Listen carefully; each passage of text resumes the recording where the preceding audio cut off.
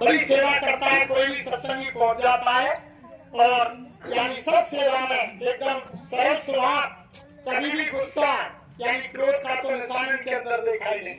ऐसे सम्मानीय पेंटर के स्वागत में हमारी भरतपुर जिले की संगत जोर से मालिक का नाम लेकर के और इनका स्वागत करें। जय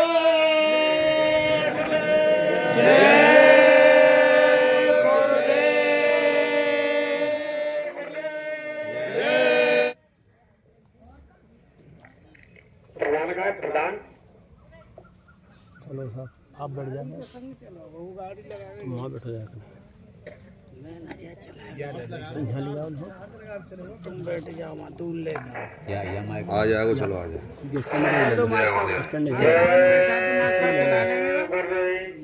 आशा तुम चला लो। बाई चांस बंद हो जाए तो ध्यान 5-5 10-10 मिनट की बनानी है वहाँ। जय गुरुदेव। 10-15 मिनट की बनानी। प्रभु जी का पावन नाम, जय गुरुदेव। प्रभु का चढ़ाया हुआ नाम, जय गुरुदेव। प्रेम से बोलो जय गुरुदेव। अखंड मंडलाकारं व्याप्तं येन चराचरं तत्पदं दर्शितं येन तस्मै श्री गुरुवे नमः। एकं नित्यं विमलमचलं सर्वदा साक्षीभूतं भावातीतं त्रिगुणरहितं तस्मै श्री गुरुवे नमः।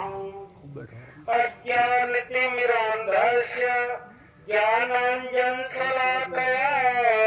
चक्षुर्मीलितं येन तस्मै श्री गुरुवे नमः। गुरु समान तिहु लोक में और नदी से कोई, नाम लिए पातक नसे ध्यान किए हरि हो। गुरु को कीजो दंडवत कोटिन कोट प्रणाम, कीट न जाने भ्रंग को गुरु कर ले आप क्षमा। यह तन विष की बेलरी गुरु अमृत की खान, शीश दिए जो गुरु मिले तो भी सस्ता जान। अलख अनामी धाम के उतरे जनहित है, बंदौ जय गुरुदेव पद जो भगवारी है। प्रातस्मणि सर्वत्र विराजमान, सबकी आंखों की ज्योति, सबके जीवन आधार, परम पुरुष पूरन धनी, परम दयाल दाता भक्ति मुर्शिद, परम संत बाबा जय गुरुदेव महाराज के चरणों में कोटि कोटि प्रणाम करते हुए एवं आज की इस धर्म सभा में उपस्थित सभी सत्संगी प्रेमी भाई बहनों के चरणों में सादर नमन वंदन प्रणाम। जय गुरुदेव। प्रेमियों, आज हमारा परम सौभाग्य है कि लखनपुर की पावन भूमि पर, जहाँ पर सृष्टि के नायक कुल मालिक परम संत बाबा जय गुरुदेव महाराज के चरण पड़े, जहाँ पर संत फकीर महात्माओं के चरण यहाँ पड़ जाती है, वो जगह तीर्थ स्थान बन जाती है। स्वामी महाराज ने कहा कि असत तीर्थ गुरु के चरणा, परवी होत अखंड। 24 घंटा परवी एक तो पर्व होता है कि चलो कल दशहरा है, गंगा का स्नान करेंगे, पर्व आया, लेकिन गुरु के चरणों में अखंड। और पूरे संसार में ऐसा कोई स्थान नहीं है जहाँ पर गुरु महाराज के चरण ना पड़े। तो ये जगह तो बहुत अच्छी, और इस गांव में परम पूज्य स्वामी जी महाराज ने सभी लोगों को नामदान भी दिया। राजस्थान की भूमि है, तो हमारा और आपका बड़ा ही परम सौभाग्य कि मालिक की अपार दया कृपा से आप सब सत्संगी प्रेमी भाई बहनों के दर्शन का सौभाग्य प्राप्त होगा। गुरु महाराज ने कहा, संगत गुरु का रूप हुआ करती है। संगत का दर्शन, गुरु का दर्शन, संगत की सेवा, गुरु की सेवा। क्योंकि जिस वक्त गुरु महाराज ने नामदान दिया, उस वक्त में दोनों आंखों के बीच में गुरु महाराज शब्द रूप में यहाँ पर विराजमान हो गए। और गुरु महाराज ने कहा कि जब संत फकीर महात्मा औलिया जब हमसे पर्दा नसी हो जाते, दूर हो जाते हैं, जो गुरु के दर्शन का आदान प्रदान होता है, तो गुरु महाराज ने कहा कि हजारों जन्मों के कर्म करके मां भुगा जाया करते हैं। ठीक ऐसे ही संगत का जो दर्शन दीदार होता है, तो गुरु महाराज ने कहा जो गुरु के दर्शन का लाभ मिलता है, वही लाभ आपको संगत के दर्शन से मिल जाता है। तो हम बड़े सौभाग्यशाली है। और स्वामी महाराज जी कहते हैं मंच पर, ए बच्चा तुम बड़े सौभाग्यशाली हो। भाग्यशाली नहीं कहते, सौभाग्यशाली। क्यों कहा कि आज के इस कलयुग के मलिन समय में जब चारों तरफ त्राहिमाम मची हुई है, भाई भाई में झगड़ा, सास बहू में झगड़ा, अड़ोस में पड़ोस में झगड़ा, देश समाज राष्ट्र और विश्व के अंदर झगड़ा। अब केवल परमार्थ की बात तो दूर, सबसे ज्यादा फोकस आदमी का है कैसे भी ये प्रकार ऐसे समय केवल पैसा आ जाए, बस बात खत्म। परमार्थ तो बाद की बात है, भगवान का भजन हो बाद की बात, केवल सबसे बड़ा पैसा। और फिर भी इतनी सुख और शांति नहीं, चारों तरफ बीमारी, परेशानी, तकलीफ लगी हुई है। ऐसे समय में हम सब सौभाग्यशाली है कि गुरु महाराज की दया कृपा से उनके झंडे के नीचे तो आ गए। मालिक की दया। कुछ जीव ऐसे क्या उस घेरे में आकर भी निकल गई अज्ञानता के वश। तो गुरु महाराज ने कहा, ए बच्चा, जिसको एक बार मैं पकड़ लेता हूं और उसको मैं पकड़ता छोड़ता नहीं हूं। अब तुम बाबा जी को छोड़कर वैसे चले जाओ, लेकिन बाबा जी तुमको छोड़ने वाले नहीं है। जब तक तुम्हारी जीवात्मा को सचखंड में पहुंचा दिया जाए, तब तक बाबा जी छोड़ने वाले नहीं है। लेकिन बाबा जी ने कहा सजा तुमको मिलेगी, तो गलती करोगे सजा तो मिलेगी। संत का जीव कभी नरक नहीं जाता है, लेकिन स्वामी महाराज ने कहा कि 84 में तो जाएगा, 84 में जरूर जाएगा।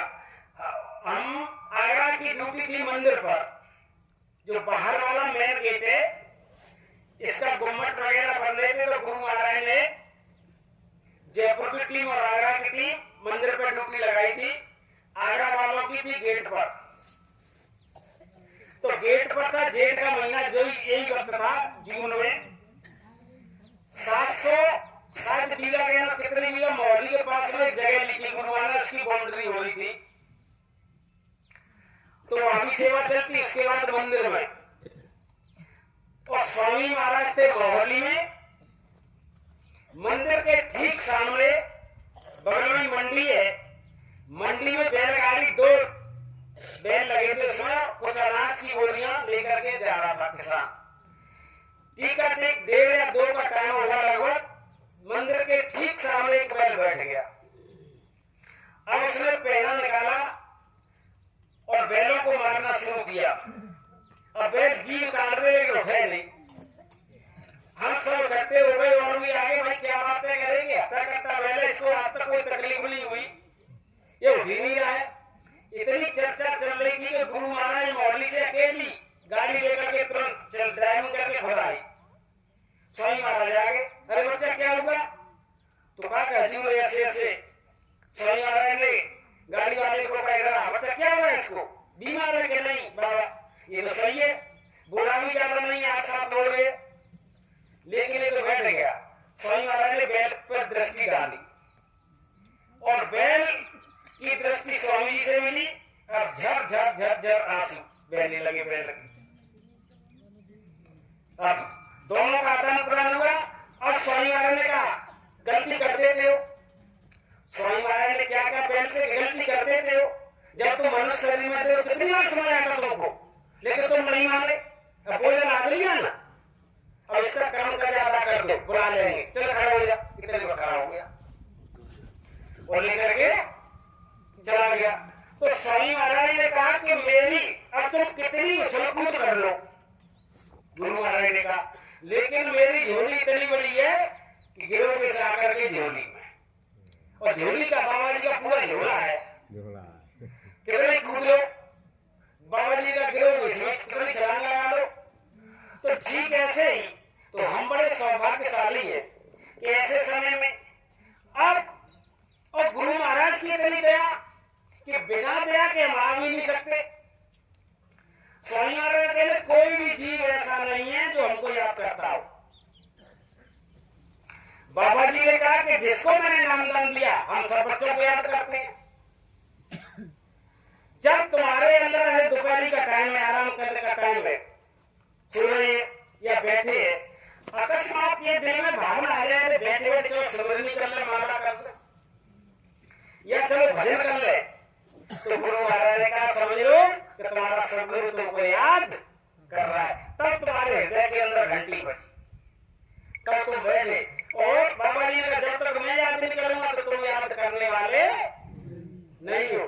तो स्वामी महाराज ने कहा कि जिस बच्चे को मैं खींचता हूं तो पतंग जैसे बच्चे खींचते झटके में, एक झटके में आपको खींच लेता हूं। ये तो गुरु महाराज की बात। अब शास्त्रों की बात, हमारी धर्म पुस्तकों में क्या लिखा है कि जब मनुष्य के 7 जन्मों के पुण्य इकट्ठा होते हैं तब हिलोरा मारते हैं। 7 जन्म के पुण्य के प्रताप से हृदय के अंदर ये लालसा तो उत्पन्न होती है कि चलो किसी महात्मा का सत्संग सुने आओ, या संत और महात्मा का दर्शन हम चल करे आवे।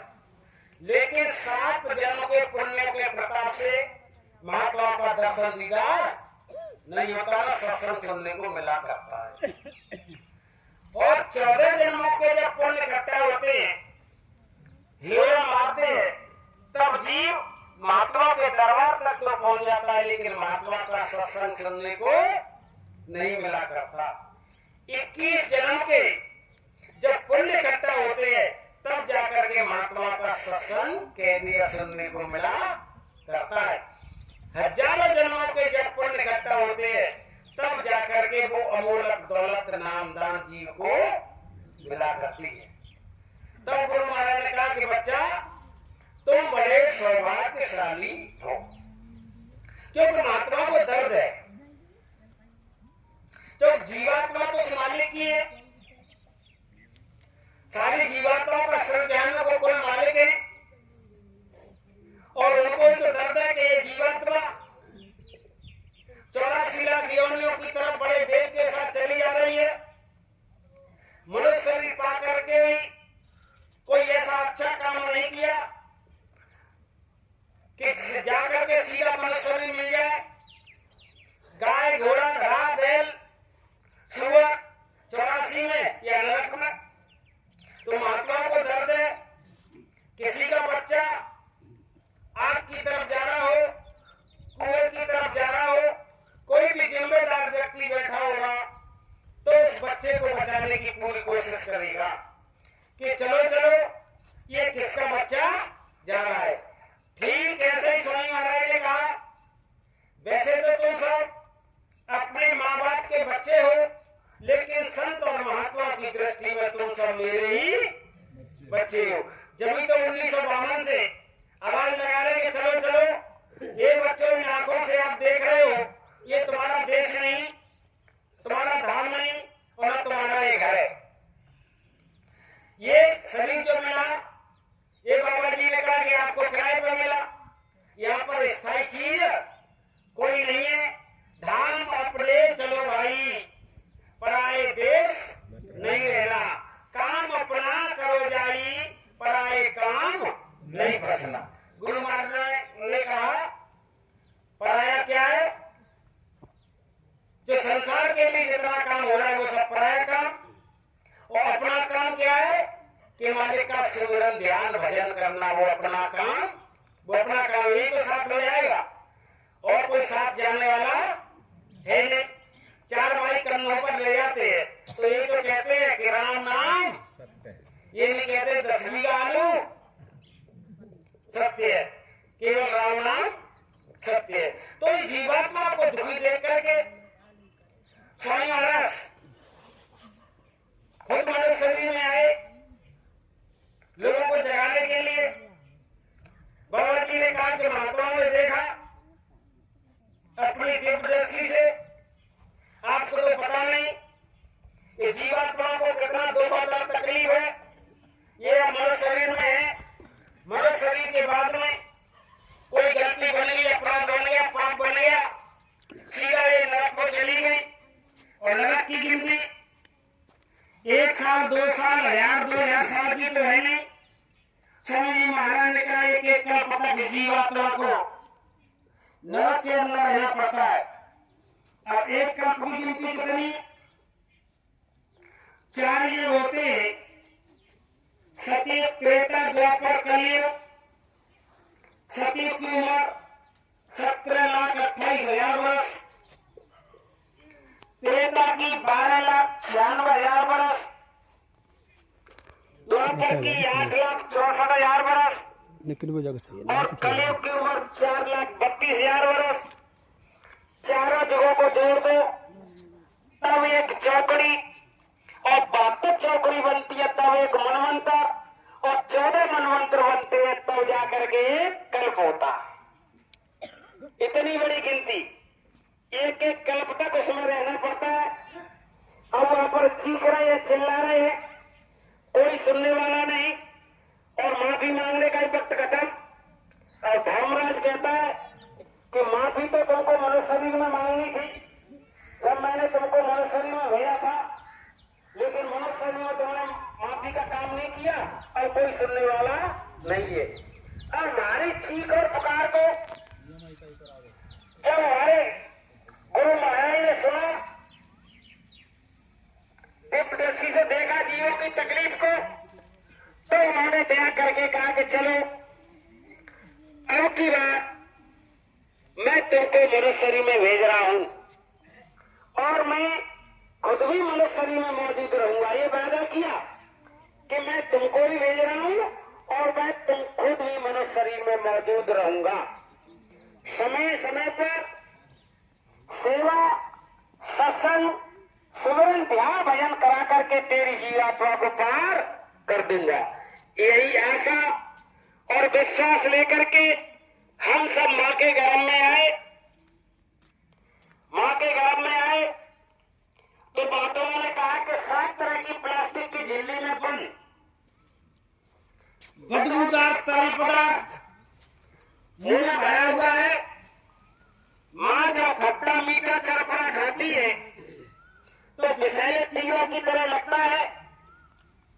उल्टा जीव रहा लटकाना, दांत और पक्षी के समाना, जैसे चमगादड़ पेड़ पर उल्टी लटकी रहती है, ठीक ऐसे ही हम सब रूहे जीवात्माएं माँ के घर में उल्टी लटक रही है। अब बड़ी असहनी पीड़ा है, जैसे कुल्हाड़ अपने अवाम्य बर्तनों को पकाता है, ऐसे टेम्परेचर में ये पिंड पकड़ के तैयार हो रहा है। अब जीव देख रहा है तो जीव मालिक से प्रार्थना कर रहा है कि दीन दयाल बिरद संभारी, हरो नाथ मम संकट हारी। हे तीनों के दयाल, ये कृपा निधान, मुझको इस घर से बाहर निकाल, और बाहर निकलते ही मैं प्रतिज्ञा करता हूँ तेरा 24 घंटे भजन करूंगा। अब प्रभु कृपा करो ये भांति, और सब तज भजन करो दिन, मैं दिन रात तेरा 24 घंटे में भजन करूंगा। दिन रात का वायदा किया। और गुरु महाराज क्या कह रहे हैं, बच्चा 1 घंटा सुबह और 1 घंटा शाम के लिए, वो भी समय नहीं मिला, वो भी समय नहीं मिला। वहां तो वायदा कर दिया कि हम 24 घंटा भजन करेंगे, लेकिन जैसे ही जीव बाहर आया, भूमि परतवा डाबर पानी, जल जीव माया लिपटा दी। और काला माया का देश है, पर्दा पड़ गया। और पर्दा पड़ गया तो भजन की तो बात गई और 100 कोस दूर हो गई। अब कह रहे टेलीफोन करके पंडित जी को बुलाओ, क्या हुआ कि नाती हो गए, पुत्र रत्न की प्राप्ति हुए, देखो पंडित जी किस गली में किस नक्षत्र में। अब कह रहे कि पितृ देवता गोतिया और नक्षत्र सोन, किस कुल में पैदा हुआ, किस गोत्र में पैदा हुआ, किस नक्षत्र में पैदा हुआ, गेद नक्षत्र सोन, और सहजो बंधन बंधे गयो, और तारे छुड़ावे कौन? और यहाँ से पहला बंधन का, पहला बंधन पड़ा देह का, पहला बंधन यहाँ से पड़ गया। दादा कह रहा है कि मैंने कही कि सैयद नाती चेहरा लिए रहो और चद्दर चढ़ा लो। अम्मा कह रही है मैंने बोल दी करौली पैदल पैदल जाऊंगी, और बुआ कह रही है अलग की कि मैंने तो ऐसी मन्नत रहांगी, मैं तो नरक सर बजाऊंगी। तमाम बंधन बने वहां से। तो बाबा जयगुरुदेव कह रहे कि सूक्ष्म से सूक्ष्म तुमको पता नहीं बंधन बने, सब नाते उठी लगे, और रोम रोम लिया बंद, रोम बदलिया। कोई कहे मैं लाला की माई, और कोई कहे लाला की दाई, कोई कहे मैं जाको बापू, और बालक पाया पुण्य प्रतापू। बड़े पुण्य करे, बड़े मंदिर में चौपट में मैंने बात रखा, तब पुत्र रत्न की प्राप्ति हुई है। कोई कहे मैं जाकी बुआ, और चाचा कहे भतीजा हुआ, कोई कहे मैं मामा आया, और खड़ुआ खाड़ खिलौना लाया। तो मामा आ गए, तो मामा तो सीधे रात आ गए। तो उसी प्रक्रिया में धीरे धीरे करके जब बच्चा बड़ा हुआ, 5 साल का हुआ, तो स्वामी महाराज कह रहे कि यहाँ से इस जीवात्मा के दुख और सुख बढ़ने लगे। तो बच्चा पढ़ने जाता नहीं, घर के जबरदस्ती भेज रहे। 5 साल को जब जाते पहले के समय में, अब तो प्ले ग्रुप 2+ के स्कूल खुल गए, ज्यादा कहो 100 वर्ग के बच्चा 2 साल का, क्या 2 साल के स्कूल खुल गए। तो कहा कि दुख सुख बढ़ने लगे, 5 बरस वही दे, जब स्कूल भेज दिया अपनी विद्यालय, अपनी विद्या को, संसारी विद्या को पढ़ाने के लिए भेज दिया। धीरे धीरे करके किशोरावस्था आ गई। अब भजन की तो बात खत्म, और आगे जवानी, और जवानी में तो कोई किसी का सुनता ही नहीं है। जवानी में तो बूढ़ी बड़ी आवाज है, लंबी गिलास पानी का तो बिना सुन नहीं, बहू ना सुन नहीं। जवान आदमी में तो कहते हो भजन करो।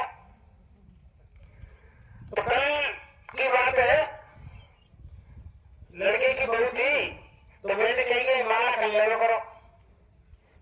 तो लाली बोली कि भाभी जो कह रही है मम्मी ने नहीं कर रही है कि भजन तो बड़े बोले देखो। जब सब लड़का भाई तेरे की हो जाता ब्याह शादी करके तब भजन करते हैं। तो भाई कह रहे भाई मम्मी ने नहीं करते कि भजन मत करिए, भजन तो बूढ़े बड़ी नको। अब बताओ जे घर में स्थिति समझ के तो कहा तरुणापा फिर आइया और पांच भूतल संग जो न मदला तो फिरे और पिए विषय कोरन। संसार की सारी दौलत मिल जाए, जवान आदमी तो ये कहता है, और जवान से कहते हो कि भजन कर ले तो कहता है कि भजन का खाए ले जाओ। ये कहते हैं 1 बीघा तो 2 हो जाए, 2 10 हो जाए, 10 20 इसी उधेड़ में लगे। और भजन तो बाद में कर लेंगे, और बाद में तो होता नहीं, कहते हैं बुढ़ापे में जाकर के भजन कर लेंगे। तब महात्मा कह रहे कि ये धोखा है कि काल कहे मैं काल बनूंगा, काल कहे फिर काल, आज कल के करते अवसर जासी साल। कल कल करते कल गई, कल कल करते कल गई, और बीता सारा काल। कल आई न कल पड़ी, और गया काल के कल तो कभी आएगी नहीं। कल भजन कर लेंगे, बुढ़ापे में कर लेंगे, बुढ़ापा देगा किसी ने। और महात्मा समझा रहे हैं, चाहे रामायण के माध्यम से, गीता के माध्यम से, पुराणों के माध्यम से, चाहे वो राम के चलो उम्र दो के में भी गई ना, लयो राम को नाम। उम्र दो के में बीत गई, लयो राम को नाम। बालापन हंस खेल गमायो, बालापन हंस खेल गमायो, गई बुढ़ापो आयो, जवानी गई बुढ़ापो आयो। पात्रिया से निह करारे, बोल न संग गई ना, लयो राम को नाम। उमर दो के बीत गई, लयो राम को नाम। ये सांसों की पूंजी खत्म हो रही। गुरु महाराज कह रहे हैं 96 करोड़ मिली है, गिनती की एक आदमी है। अब बड़े बड़े कर्म से, आहार से, विहार से, नियम से, संयम से हमारे बड़े बूढ़े बुजुर्ग रहते तो 100 साल, 102 साल, 5 साल, 98, 95, 90 के नीचे कोई जाता नहीं था, 90 के ऊपर ही 92, 93। आज के समय में 60 और 70 लास्ट, 70 पर सब जा रहे हैं, और नई पीढ़ी 60-65 पे चली जाएगी। जो सांसों की पूंजी खत्म जल्दी जल्दी, अगर तो गिनती की मिली है। तब कहा कि बैठत 12, अब हम बैठे तो 1 मिनट के अंदर 12 सांस खर्च हो रही है।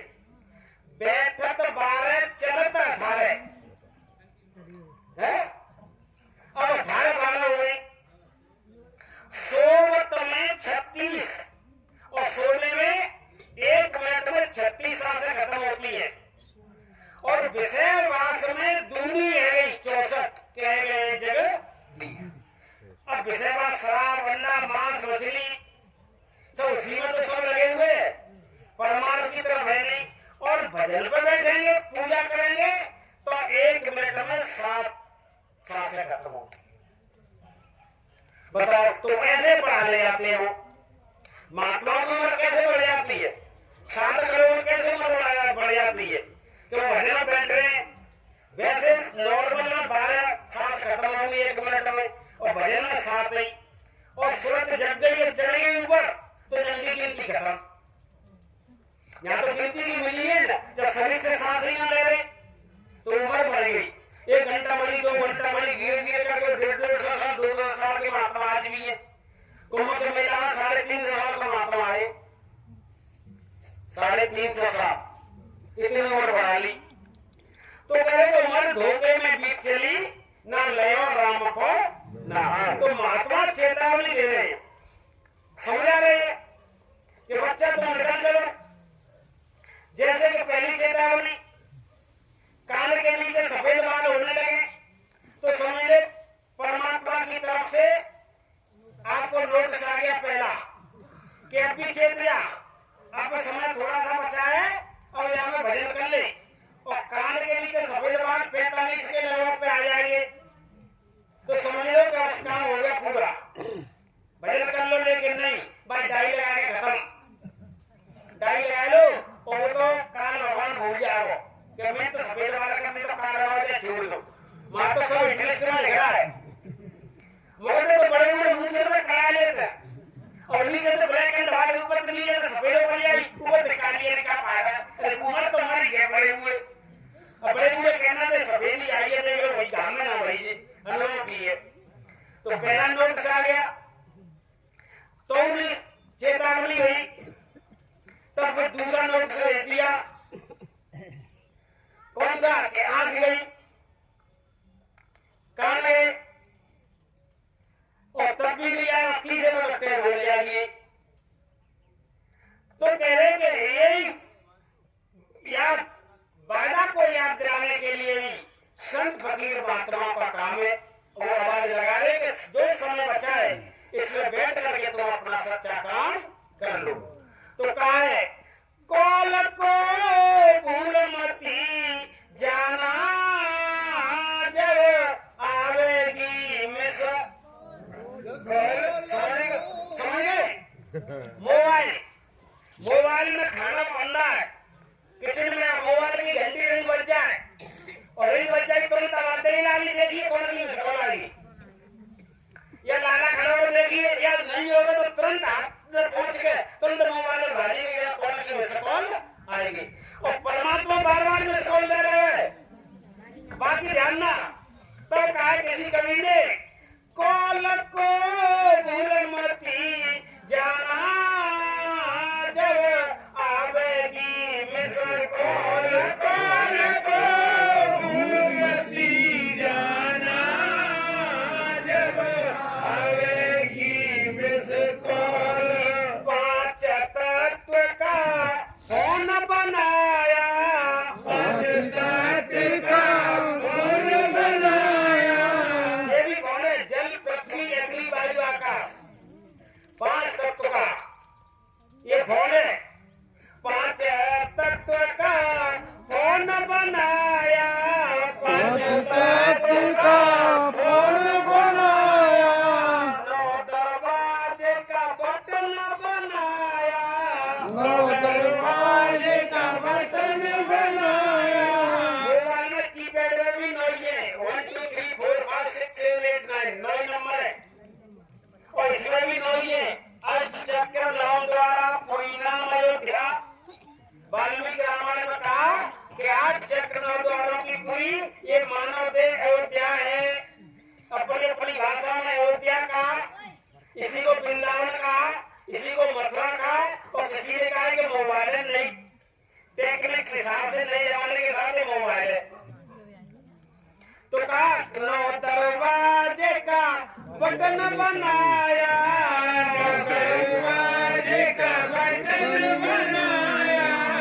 10वां द्वार स्विच ऑफ कराया, आगे नहीं जाना, जब आएगी मिस कॉल। कॉल को भूल नहीं जाना, जब आएगी मिस कॉल। और कह रहे 9 दरवाजे का बटन है और 10वां द्वार स्विच ऑफ करा दिया और कह रहे आगे नहीं जाना इससे। उस भगवान ने त्रिलोकीनाथ ने ऐसी रचना बना दी कि इससे आगे जाना और 9 दरवाजे के अंदर ही आपको घूमना है। अब महात्मा क्या समझ आ रहे हैं कि इसका क्या करना है कि राम नाम की। अरे बंद कर बेटा, काम बंद कर दो, पानी में बांटे, कोई नहीं आपको बीच में सत्संग के टाइम पे। पानी में बांटे रख दे। वो तो ये हल्ला कर दिया सब। जय गुरुदेव।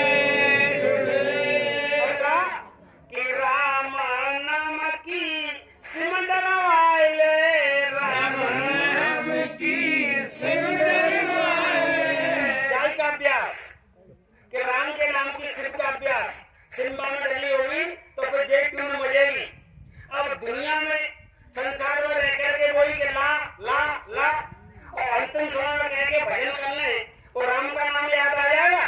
नहीं आएगा। वो आएगा नाती बेटा कोई कोई सामने आएंगे। अब वो राम का नाम आ गया नहीं तो उसका अभ्यास किया ही नहीं। अकबर के समय में एक धोबी अपने गधों पर मिट्टी लाद के ले जा रहा था, राज दरबार में काम था, और डंडा उसके हाथ में, और वो बड़ी गधइयों को हाँकता हुआ जा रहा है। डंडा हाथ में कह रहा है चल मेरी बुआ, चल मेरी जीजी, चल मेरी मौसी, चल मेरी बहना।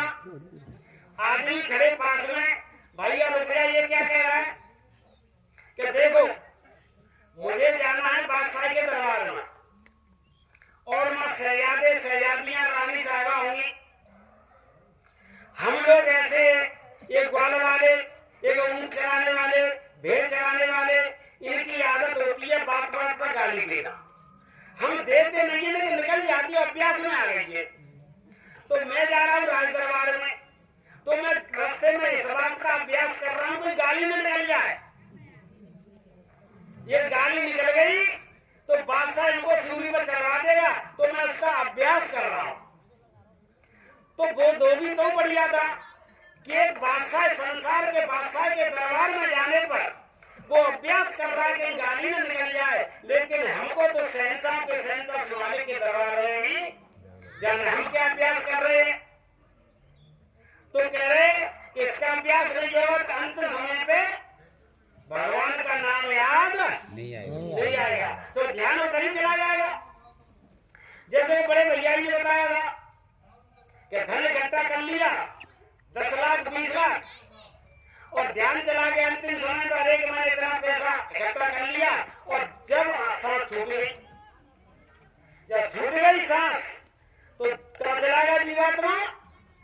सर्प की ओली में कि जाकी आस रहे द्रव्य मझारा, और जन्म नाग होए पुण्य कारा। जाकी आस रहे घर अंदर, बढ़िया मकान बनवाया, मकान का उद्घाटन का समय होगा जब तक सांसों की पूंजी खत्म, और अंतिम समय पर ध्यान चला गया मकान में, तो क्या हुआ? चूहे का जन्म मिल गया। जाकी आस रहे घर अंदर, होए मूस बसे सो अंदर, और घर में घूम रहा है। चलेगा 84 का मनुष्य भी था। जाकी आस रहे, जाकी आस पुत्र में, अगर ये मेरे लड़का ना हुआ, वो तो लड़की है, तो गुरु महाराज कह रहे सूअर जन्म नीच है बासा, 12 बच्चा पैदा करोगे ता आशा और तो कहा कि बिना गुरु के, बिना भगवान के जब आस्था होगी तब आपका जन्म मरण का बंधन छूटेगा। तो ता आशा ता वासा, और गुरु की तरफ तो गुरु महाराज कह रहे कि बच्चे इस नाम को जप लो, ऐसा रटा लो कि जब तुम्हारा अंतिम समय आने लगे तो तुम जय बोलते बोलोगे तो मैं आपको मिलूंगा, तुम्हारे अच्छा मदद करूंगा। बोलो प्रेम से।